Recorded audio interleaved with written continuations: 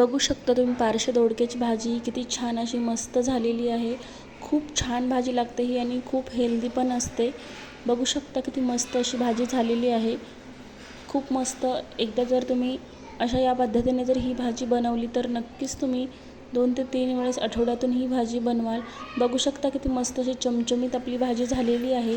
2 ते 3 मिनिटांमध्ये ही भाजी रेडी होते। खूप मस्त अशी लागते ही भाजी।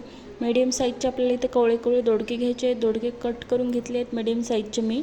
ते कांदा, कोथिंबीर आणि लसूण। कढईमध्ये थोडंसं तेल घातलं आहे मी। तेल गरम झाले की त्यामध्ये आपल्याला कांदा परतवून घ्यायचा आहे।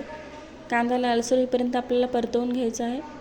मस्त असा कांदा लालसर झालेला आहे तुम्ही बघू शकता। आता यामध्ये आपण थोडंसं लसूण घालायचं आहे आपल्याला। लालसर कांदा झाला की खूप मस्त अशी भाजी लागते। एकदम असे कवळे जेवढे होईल तेवढे दोडके आपल्याला घ्यायचे आहेत।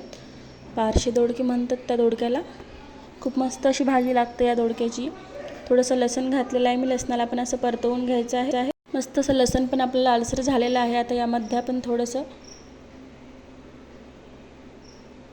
कोथिंबीर घालायचं आहे। कोथिंबीर पण आपल्याला परतवून घ्यायची आहे छान। थोडीशी कोथिंबीर घातली। कोथिंबीरला पण आपल्याला अशा प्रकारे परतवून घ्यायचं आहे।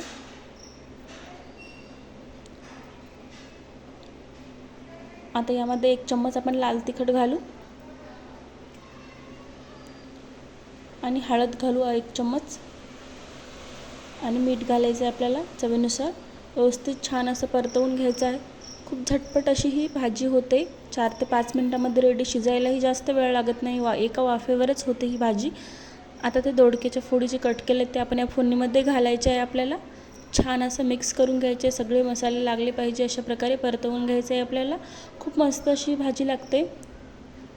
तिखट गोड अशी। अशा प्रकारे आपल्याला ही परतवून घ्यायची। बघू शकता किती मस्त असा कलर आलेला आहे आपल्या भाजीला। अशा प्रकारे परतवून घ्यायची। आजची रेसिपी जरी तुम्हाला आवडली असेल तर एक लाईक करा, शेअर करा, चॅनलला सबस्क्राईब करा, बेल आयकॉनला प्रेस करा। सर्वात अगोदर नोटिफिकेशन तुमच्याकडे येईल।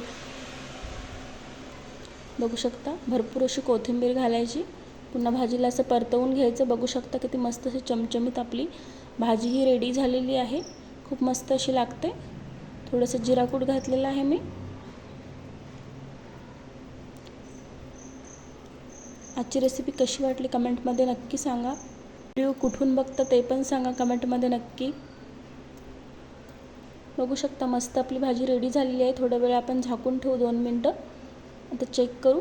बघू शकता किती मस्त अशी भाजी आपली शिजलेली आहे एका वाफेवरतीच। बघू शकता मस्त असं पाणी सुटलेलं आहे आपल्या भाजीला झाकून ठेवल्यामुळे। आजचा व्हिडिओ आवडला असेल तर नक्की एक लाईक करा, शेअर करा, चॅनलला सबस्क्राईब करा। पुन्हा भेटू पुढच्या रेसिपीमध्ये।